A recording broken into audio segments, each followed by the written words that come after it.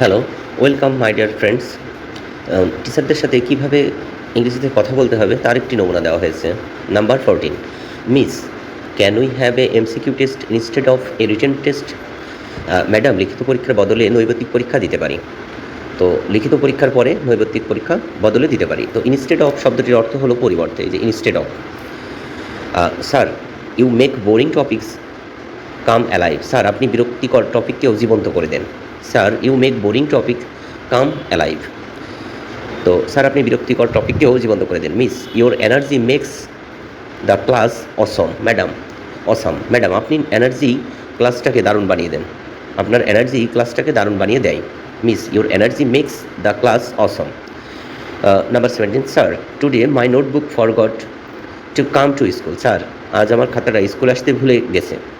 Sir, today my notebook forgot to come to school. Sir, আজ আমার খাতাটা স্কুলে আসতে ভুলে গেছে। Number 18, miss, your voice is like motivation music. Madam, আপনার কণ্ঠটা মোটিভেশন মিউজিকের মতো লাগে বা মোটিভেশন মিউজিকের মতো।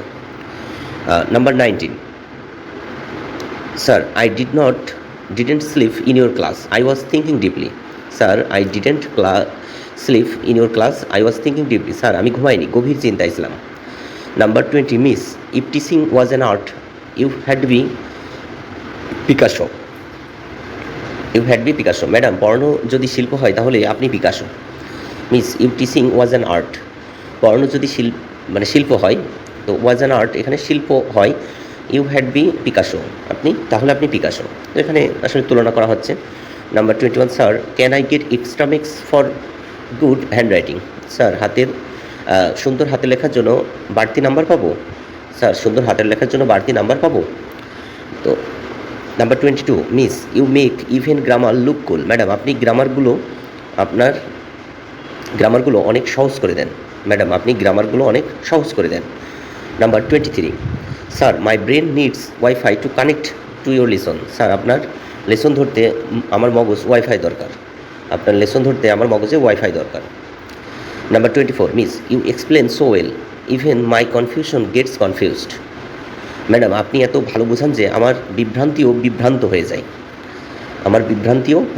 হয়ে যায়।